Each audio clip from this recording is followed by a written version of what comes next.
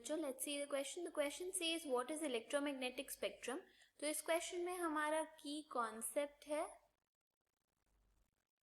Electromagnetic spectrum.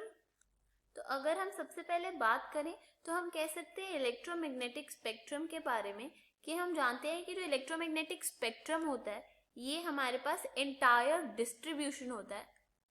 Entire distribution of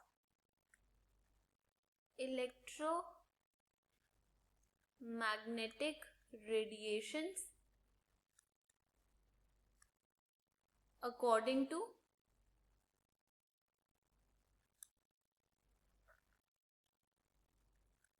frequency और wavelength.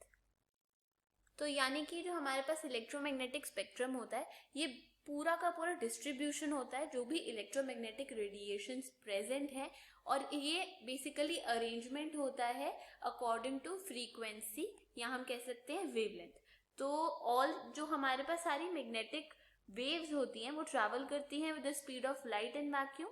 और अगर हम इन्हें यहाँ पर लिखें तो हम जानते हैं कि यहाँ पर हमारे पास, अगर हम इसको एनलिस्ट करें यहाँ पर, तो हम कह सकते हैं हमारे पास जो इलेक्ट्रोमैग्नेटिक रेडिएशंस होती हैं जो कि इलेक्ट्रोमैग्नेटिक स्पेक्ट्रम में प्रेजेंट है वो है रेडियो वेव्स.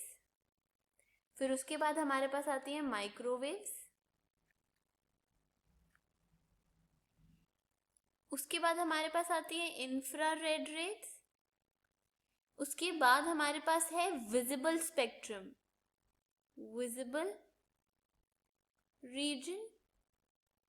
उसके बाद आता है ultraviolet region, ultraviolet reason.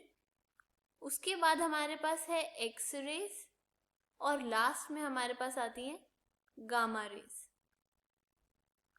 अब अगर हम बात करें इन सब के बारे में तो इन सब रेज के अलोंग अगर हम ध्यान से देखें तो हम जानते हैं इसमें क्या होता है कि जैसे जैसे हम इधर से इस डायरेक्शन में मूव करते हैं तो हमारे पास जो फ्रीक्वेंसी है वो इंक्रीज होते जाती है.